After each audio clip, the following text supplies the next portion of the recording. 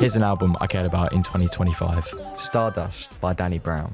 Danny is unequivocally one of the coolest guys in hip-hop right now, and not in the traditional sense whatsoever. He doesn't rap about the normal topics of mainstream rap, apart from his feelings on drugs, which he explored much more in depth and did, an incredible job on Atrocity Exhibition in 2016. But almost, 10 years on from now, holy shit, he's now a sober man in his 40s and is on a victory lap in his career after keeping himself afloat after these drastic lifestyle changes, but still staying relevant. Scaring the Hoes really was a game changer for him, being that middle point between his drug-fueled albums and reformed sober self, but still remaining just as important to the game. Danny stays so cool to me by just giving no fucks. He doesn't care about conforming himself for others. He stays in the know-how alongside his fans, but most importantly, he keeps making really good music. 𝗦𝘁𝗿𝗂𝘀𝗁 is really the best thing that's happened to Danny on this album. He's on the opener, Book of Daniel and What You See,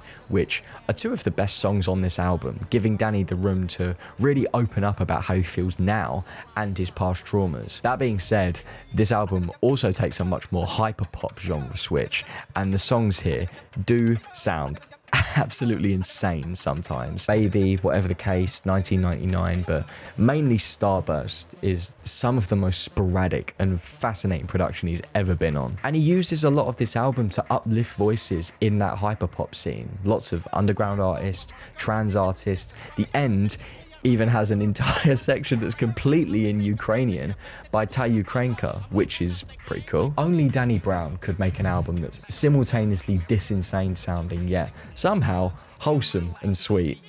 There are some risks which just don't pay off to me, and some tracks just aren't it, but this album specifically has convinced me wholeheartedly to stay on the Danny Brown train. He is yet to disappoint. It's another great addition to Danny's never tired discography, reflecting upon his 2 decades in the game now and newfound sober attitudes, and it gives an album that's proud to stand on the feet of the maker's labour, being a great victory lap.